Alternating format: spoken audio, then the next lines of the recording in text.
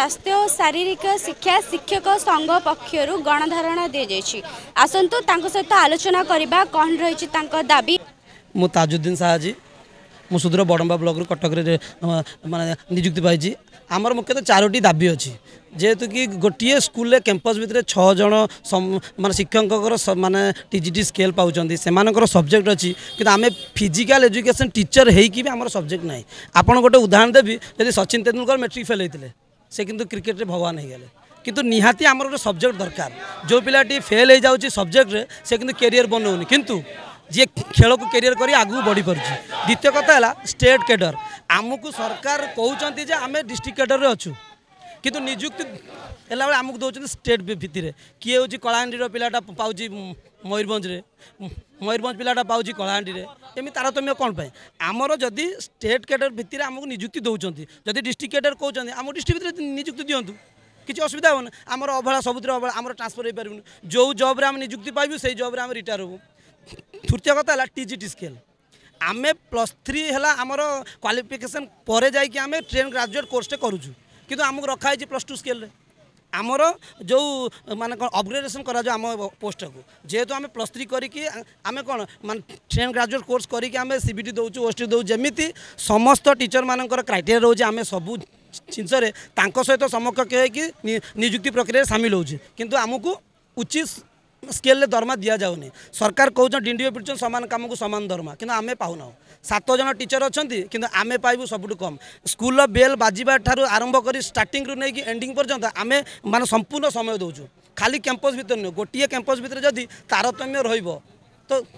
शैक्षिक वातावरण आसो कौटू तेणु तृतीय है आमर कौन टीजीटी स्केल समस्ते पाँच से 42 ग्रेड पर आम पाँच 28 एमती तारतम्य कौन पाए यहाँ किसी गोटे ना कौन बहुत बड़ कथा ना जे आमको सरकार देदेले बहुत भासीजी आम स्वल्प परिमाण अच्छु टीजीटी स्केल आउ स्टेट कैडेट आम मुख्यतः ये दाबी ना आम बदली हो पारनी बहुत माने अनेक समस्या होची आम खाली जे स्कूल आम सबु क्षेत्र सहयोग से नुह मनकर छुट्टी भी मनकर एमएलए प्रोग्राम है साइंस एग्जिबिशन हो माने कल्चरल प्रोग्राम होम पीटी मान आगे रोचु जदि आम समस्त को सहयोग करूँ आमर आमको तो अवहेला करा कौन आम सरकार को हाथ जोड़ नवेदन करुचु आमर जहाँ भी दाबी अच्छी न्याय्य दाबी यहाँ आप बुझंतु बुझिकी आमको उचित दरमा उचित न्याय दिंतु ना सरकार सहित दाबी ना आम प्रत्येक एमएलए को भेटीचु आमर डिस्ट्रिक्ट एजुकेशन ऑफिसर को आमर मेमोरांडम दबागत देचु किंतु किसी सुफल मिली ना। आशा करूँ आज आपण माध्यम आम नवेदन करूँ सरकार को से आमर ओगुड़िक ओगुड़िक आम 4टी दाबी अच्छी आमको दि जाओ। प्रियव्रत साहब ढेंकानाल डिस्ट्रिक्ट आज आम ये एकाठी होबार कारण यही जे आम फिजिकल एजुकेशन टीचर हिसाब से